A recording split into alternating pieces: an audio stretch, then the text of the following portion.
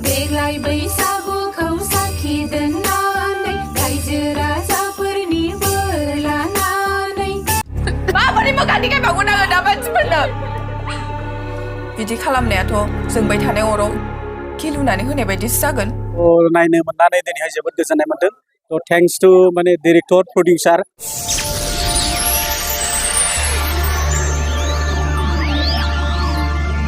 गराय फाख्रि बर' सावथुनखौ क'क्राझारनि गोल्ड डिजिटेल सिनेमा हलाव आरो गुवाहाटीजों लोगोसे आसामनि गुबुन गुबुन सिनेमा हलफोराव 14 जुन अक्ट'निफ्राय गराय फाख्रि आबुं सावथुनखौ दिन्थिफुंगासिनो दङ।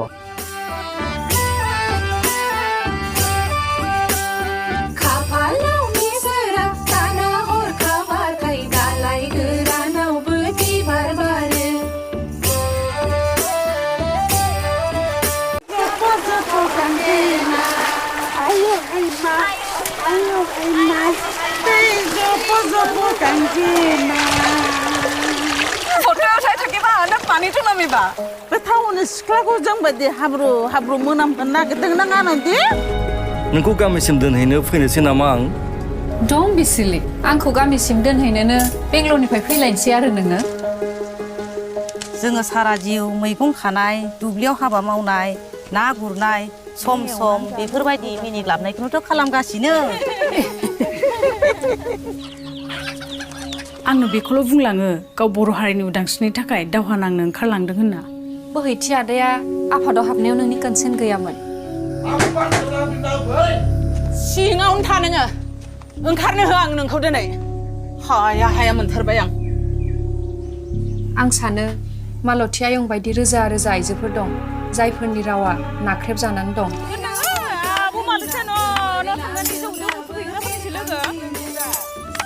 नोंसोरनो जौ गिसि होनो हायाबालाय मा जानो स्पेसियेल साहा फुदुंना लोंहोगोन आं फैदो फैदो बयबो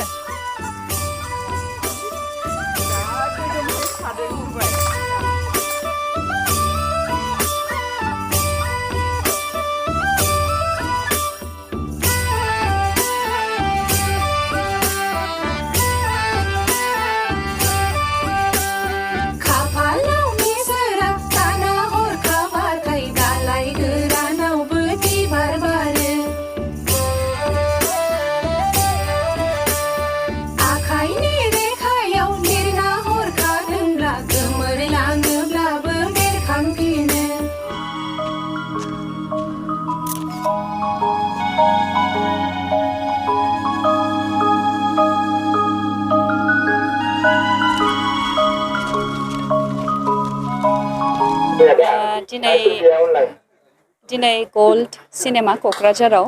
फार्स्ट डे फार्स्ट शो गराय फाख्रिनि आरो आं बेयाव फैदों जोंनि गराय फाख्रिनि टीम गासैबो जोङो थारैनो जोबोद मोजां मोनदों मानो होनबा गोबां रायजोफोरानो फैदों गोजान गोजाननिफ्रायबो फैदों नायफैदों जोंनि सिनेमाखौ माने अनसायफैदों गराय फाख्रिखौ बेनिखायनो जोबोद गोजोननाय मोनदों गराय फाख्रियाव नोंथांनि रला माबायदि आंनि रला जाहैबाय सिम्पल रल माने जेन्डार इकुवेलिटिनि नैबे सिनेमायाव जेनेबा जेबो नेगेटिभ बेबायदि नङा बाट देन जों माबायदिहाय बिकज गराय फाख्रि नेम इटसेल्फ सासे ससाइटियाव जायखौ माने मानसिफोरा जायखौ माने बुङो जे माने नांलायग्रा बा नेगेटिभ बायदि सानो खिन्थु गराय फाख्रिया बै आइजोआ जायो जाय आइजोआ माने गावनि स्टेन्ड लानो हायो बा गावनि स्टेन्डनि थाखाय नांलायो बा गावनि स्टेन्डखौ लानो थाखाय ससाइटिजों गोरोबि एसे थायो बेखौनो गराय फाख्रि होननानै रिसेम्बल खालामनाय जादों थ' बै गराय फाख्रि जों गासैबो बे सिनेमायाव जेसेबां दं गासैबो जों गराय फाख्रि आरो बे गराय फाख्रिनिनो आंबो सासे गराय फाख्रि सावथुनाव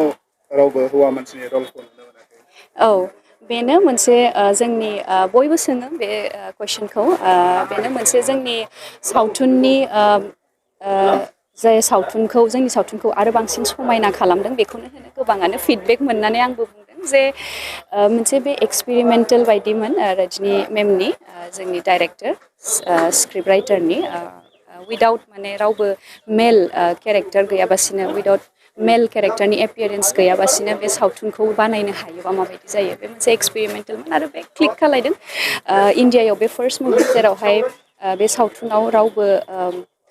हौवाफोरखौ नुनो मोनाखै आसा खालामो रायजोफोरा जाय बिथांमोना नायाखै नायफै आरो माबायदिहाय बे हौवाफोर गैयालासिनो बे सावथुनखौ बानायदों आरो एन्टायार सिनेमाखौ नुबा ओरैबायदिबो मोननाय नङा जे बेयाव रावबो हौवाफोर गैया माने गैयाबो खिन्थु दं बायदिबो मोनो बे सावथुनखौ बयबो नायफै अनसायफै दिनै जायफोरा नायफैबाय रोजा रोजा साबायखर गोसो गोरबोनिफ्राय जों जोबोद मोजां मोनदों बे गराय फाख्रि सावथुनखौहाय हादोरनि आरो गुबुन हादोरफ्रावबो कम्पिटिसनफ्रावहाय दाब दाब जायगायाव लांनायनि थाखाय थाब रिलिज होनो हायाखैमोन दिनै रिलिज होनो मोननानै जोबोद मोजां मोनबाय आरो बेजों लोगोसे जे इन्टारनेसनेल लेभेलाव बेस्ट फिल्म एवार्ड आरो नेसनेल लेभेलावबो बेस्ट फिल्म एवार्ड मोननो हानायनि उनाव जों गावनि न'आव लाबोनो हादों बेखाय जों मोजां मोनदों गुबुनफ्रा जेरै अनसायदों जों आसा खालामो बेयावबो अनसायगोन बे सावथुनावहाय गुबैयै जोंनि हारिनि समाजनि न'खरनि जायफोर सिनस्रि आइजोफोर बिमाफोर बिसोरनि जि गोसोनि बोलो गोहो बेखौहाय दिन्थिनाय जादों गावनि सायाव जिथु फोथायनाय बेखौ दिन्थिनाय जादों बर' आइजोफोरनि मुङै डेडिकेट खालामनाय जादों दिनै जोंनि गेजेराव जिफोर समाजाव जानाय माखासे जेंना न'खराव फैनाय जेंनाफोर आरो पार्सनेल लाइफफोराव गावबा गाव जिउआव फैनाय जेंनाफोरखौबो माबादिहाय आइजोफोरा ज' जानानै बेखौहाय सुफुंनो हायो बा सल्भ खालामनो हायो बेखौ दिन्थिनाय जादों आरो लोगोसे बे नङा जे बे आइजोफोरा जायखौ बेयाव गराय फाख्रि मुं होदों बिसोरो समाज बेरेखा नङा आरो हौवा मानसिनि बेरेखाबो नङा नाथाय जायखिजाया समयसानि थाखाय हौवा मानसिखौ नेबाय थाया समाजखौ नेबाय थाया गावसोरनि फोथायनाय गावसोरनि गोहो आरो गावसोरनि साहसजोंनो बेखौ सुफुंनो थाखाय आवगायो आं सानो बियो जोंनि आइजोफोरनि थाखाय मोजां मोनसे गोहो होगोन रायजो राजाफोरखौ मा खावलायगोन जों दुलाराय बर' रायजो राजाफोरखौ खावलायगोन जोंहा दिनै क'क्राझार गल्ड सिनेमायाव होबाय दिनैनिफ्राय सप्तासे सोलिनांगौ बिनिख्रुइ बाराबो सोलिगोन होननानै जों आसा खालामदों आरो जों लुबैदों बेयावहाय बे 2टा बाजारनि श'ल' नङा इभिनिं श'बो खालामना होयोब्ला गोबां साख्रिआवलाफ्राबो नायफैनो हागोन कलेज इउनिभारसिटियाव फरायनाय जोंनि फिसाफ्राबो नायफैनो हागोन बे जोंनिफ्राय खावलायनाय थागोन लोगोसे दुलाराय रायजो राजायानो जाहाथे फैनानै जोंनि बे फिल्मखौ आइजोआनो लिरदों आइजोआनो डिरेक्सन होदों आइजोफ्रानो गासिबो बेयाव रल लादों बेवहाय मोनसे थुलुंगाबो होगोन आरो नायनानै आथिखालाव जि सोलिबाय थादों समाजनि माखासे सोलिफुनाय जेंनाफोरखौबो बेयाव दिन्थिनाय जादों जाहाथे बेफोरखौ नायनानै बयबो रंजानायजों लोगोसे सोलोंथाइबो लानो हायो बेखौ आसा खालामो बेवहाय बयबो जाहाथे लैहोर लैहोर क'क्राझारनि गल्ड आरो बङाइगावनि इउनिभार्सेल टंलानि साया आरो बिस्वनाथ चारियालियाव पाभई आरो गुवाहाटियाव मोननै हलाव दङ बयबो जाय जेराव हायो बेयावनो थांनानै नायफैनो थाखाय खावलायबाय बयखौबो जोंनि सावथुना गराय फाख्रिया कमप्लिट जानाया दायो 10 माससो जाबाय थांनाय बोसोराव कमप्लिट जादोंमोन आरो अगस्ट मासाव बेनि उननिफ्रायनो गोबां फेस्टिभेलफ्राव थांगासिनो फिल्म फेस्टिभेलफ्राव माने माबायाव इण्डियानि भितराव आरो इण्डियानि बाहेरावबो बिराद अननाय मोनदों जों बिराद थुलुंगा मोनदों एवार्डबो मोनदों गोबां best film best director best sound designing best art director गुबुन गुबुन जोङो एवार्ड मोनदों नाथाय सबनिख्रुइबो गोदोर एवार्डआ जागोन जोंनि थाखाय जागोन जुदि जोंनि रायजोफोरा जोंनि लकेल बर' रायजोफोरा एबा आसामनि रायजोफोरा नायगोन होमबा बेसो जोंनि थाखाय साबसिन आरो देरसिन एवार्ड जागोन आरो दिनै रिलिज होबाय 14th आरो आसा खालामो रायजोफोरा मोजां मोनगोन आरो हलाव फैगोन नायगोन नायबाय थाबासो बिसोर दोनबाय थागोन आरो हलाव जोंहा बिराद चेलेन्ज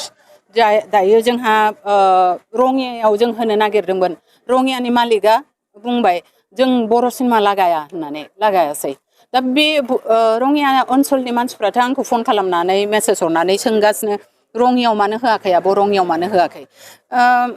बिसोर गावसोरबो लकेल मानसि हिसाबै जुजिनांगोन हलनि मानसिफोरखौ हमनांगोन मानो बर' सिनेमा लागायनो हाया नोंसोरो जुदि बर' सिनेमाया आसामावनो रिलिज होनो हायाबा माने हलफोरा लागायाबा बबाव जों जायगा मोननो बर' सिनेमायाथ' जेनेबा केरेलायाव लगायजाया दिल्लीयावथ' लगायनाय नङा नेपालाव लगायनाय नङा सिनेमा हलाव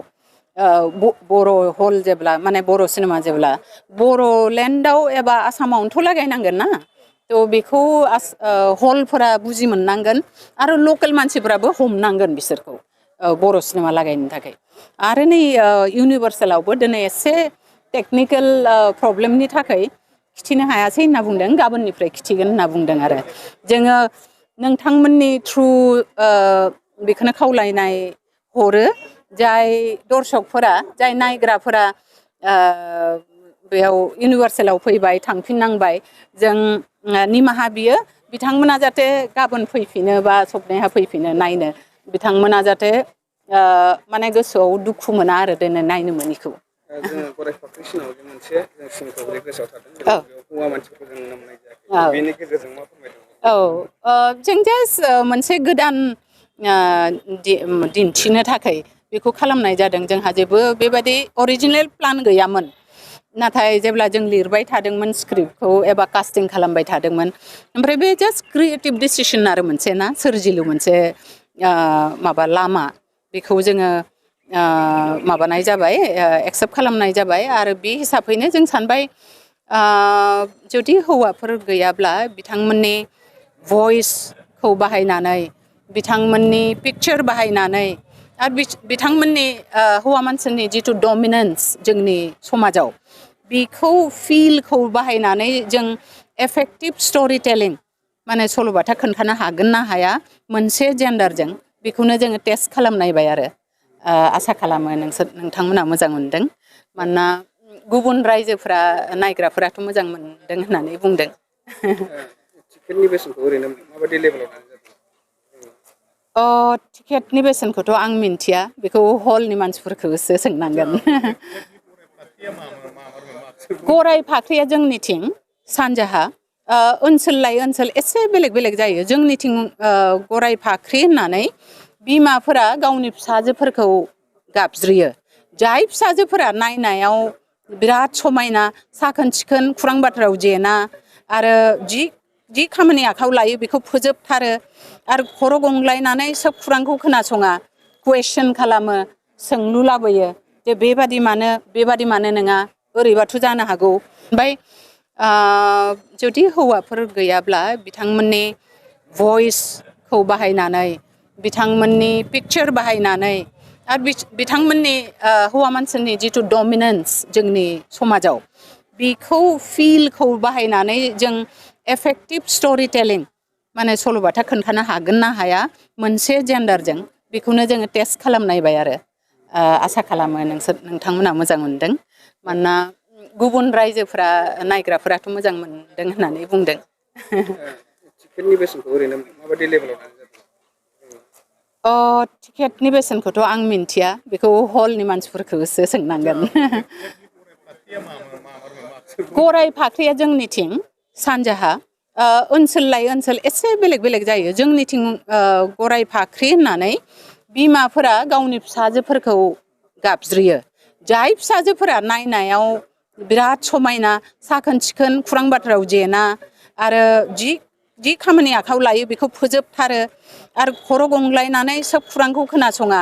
कुवेसन खालामो सोंलु लाबोयो जे बेबादि मानो नङा ओरैबाथ' जानो हागौ बेबादि जेरै जाय कुवेसन खालामो आरो मोजांनि अन्यायनि बेरेखाहै गसंनो हायो आरो गोदान मोनसे बार लाबोनो हायो समाजाव बार होनो हायो बिथांमोनखौनो गराय फाख्रि होननानै बिसोरबादि सिख्लाफोरखौनो आइजोफोरखौ गराय फाख्रि होननानै गाबज्रियो आरो बिमाफ्रा गासैबो गराय फाख्रि दाहालागैथ' मोजांखौनो मोनबाय आरो आसा खालामो जायफोरा नायनानै थांबाय मोजां मोनबाय बिथांमोना जाहाथे गुबुनफोरनोबो खिन्थायो बेखौनो जोंनि खावलायनाय नोंथांमोननि थ्रु जोलै द सिडमोन ओमफ्राय बेयो सेकेन्ड आंनि आरो दायो प्लान गैथ'वा प्रजेक्ट लाथ'वाखै एक्सुवेलि मोनसे फिल्मखौनो आं बोसोरथाम बोसोरब्रै लानानै बेखौनो लानानै बेस्थ' थायो आरो लिरनायनिफ्राय आदिखुरि दा बेनो आं आराय बोसोरथामानो जासिगोन आं गराय फाख्रिनो होनाया आंनि जिउनि बोसोरथाम होबाय आरो एसे होबावनोसै 6-7 मास बिनि उनाव गोदान प्रजेक्ट आखायाव लागोन सानगोन जोलैनियाथ' बिराद मोजां बे आंनि स्पेशल फिल्म गराय फाख्रियाबो स्पेशल सावथुनफोरा दिहुनग्राफोरनि थाखाय डाइरेक्टरफोरनि थाखाय गावनि फिसा बायदि जायो बेनिखाय गासैबो सावथुनफोरा स्पेशलानो जाखायो नाथाय जोलैया जिहेतु जोंहानि न'खरनिनो मोनसे काहानिमोन बा जोंनि समाजनि बिराद खाथिनि गासैबो बे जिउखौ मोनबोनाय एक्सपिरियेन्स खालामबोनायनि सायावमोनथ' बेनिखाय जोलैया गमामानो बिराद आंनि बिखानि आंगो नाथाय आं आसा खालामो गराय फाख्रिनोबो जोलैनो जेरै अननाय होबाय बिसेसकरि बर' रायजोफ्रा गराय फाख्रिनोबो होगोन होननानै आं आसा खालामबाय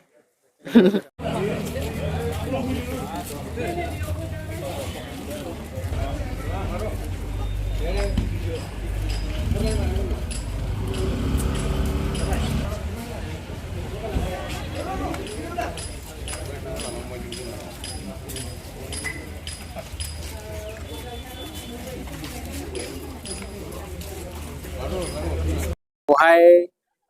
हौवा फावगिरिफोरखौ नुवाखै जों गासिबो हिनजावफोरजोब आइजो माहारिजोब दा बेयाव माने वमेन एम्पावारमेन्ट बा आइजोफोरखौ बोरै सामाजिक भाबै माखासे आइजोफ्रा जे माबा मोनो समाजनि जे प्रब्लेम बा न'खर बेंनायाव गामि बेंनायाव ओनसोल बेंनायाव माबायदि समाजनि नियम निथि बा माखासे जेंना जेंसिजों बोरै सन्मुखिन जायो बेखौ बे मुभियाव जों नुनो थांदों आरो एक्सिलेन्ट एक्टिंफ्रा आरो जोबोद गोजोननाय मोनदों नायनानै फेमिलिनो उपभग खालामनानै आरो रायजोफोरखौ खावलायो माने जाहाथे